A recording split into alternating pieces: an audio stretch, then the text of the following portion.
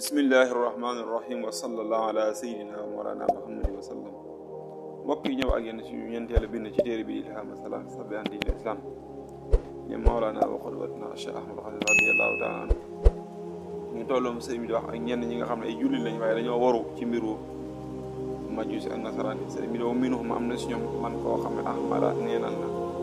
tooxaati topp yàlla yi fawwada mu jooyal al amra mbiri ilal xasaati yi may ji way mooy li jeexal yi ngi réeréem ne am na jemeel am ne naka mbooleem mbiri li xaaliqi ñeel na aji bind ci arrahmaan yi aj yërëmi rabbil qadri ke borom bale mun am na si ñoo xam ne neenal nañ topp yàlla fonkuñu jaamu yàlla jël seen mbir yëpp wékk ko si ñi nga xam ne mooy rek mooy seen liggéey tubaab yi nga xam ne gëmuñu dara ngi réerée na mbooleem mbir yi mu ngi ci loxo yàlla li ngay ragal yàlla moo la ci mën a musal li nga bëgg yàlla moo la ko mën a may yàlla mi nga xam ne moo sàkk min te moo leen yërëm te moom rek moo am pouvoir moo am daraja wa minhum am na si ñoom jullit ñi al muqillu aji yàq bi soxlaati si julli bi suratin ci gaaw fi kulli ma awqaati ci bépp waxtu taraahu da nga leen gis ay suma solaata foo xam ne julli taxduru dana teew mustaxjilan mi ay yàkkat bi ka misli diikin mel seq yenn xuru boo xam ne dana for mu ne am na si ñoo xam ne si jullit ñi da nga leen di gis ñu yàq seen julli ci li ko waral mooy ñàkk a jox julli gi ak xam waaw bërëb bu ñu war a sëgg ñu ko def na ko sariya digle dañuy gaaw lool dañuy cof rek misaale ko ginaar nu muy cofe ñoo xam ne li ñuy julli sax xam nañ ne borom bi amul ci soxla xam nañ ne borom bi amul ci soxla ndax ni ko yàlla digle defewuñ ko wa qalbuhu te xolam ya juulu dana wëndeelu fil buldaani ci réew yi wal jismu yarama xaa iman aji taxaw la bi laa xeer fànne ci xam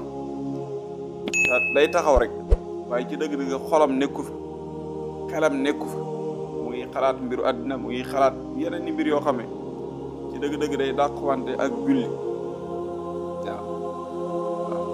jëmu jay taxaw noonu rek inna salaata tanhaa anil fahshaa'i wal munkar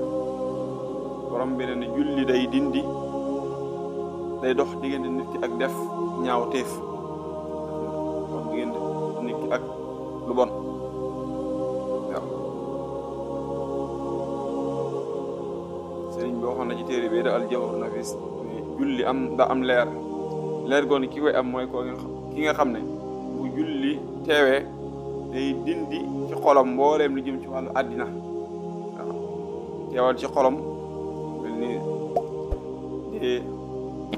wala màggay borom bi subhaanahu wa taala wala bàmmeel yu mel noonu ñu bëgg nit ki di ko xalaat waaw wàllu àddina yoo xam ne ci dëgg-dëgg mbiru bakkan la rek yooyu juróo lu ëpp ci mbiram ixtiyaalu akkalin mooy wut lu mu lekk wa sharabin ak naan mu lu taribal xal bi te dañ ci baj xolam du dal du jub nin ngi ragal wastira bi ak sikk te lu ëpp ci mbiram boo ko xoolee faggu wàllu àddina la rek lu mu lekk lu mu naan ko day dëkkuwaay moo tax ñu mel noonu foo leen fekk seen xol du dal waaw ndax yittewuñ seen borom subhaanahu wa taala waaw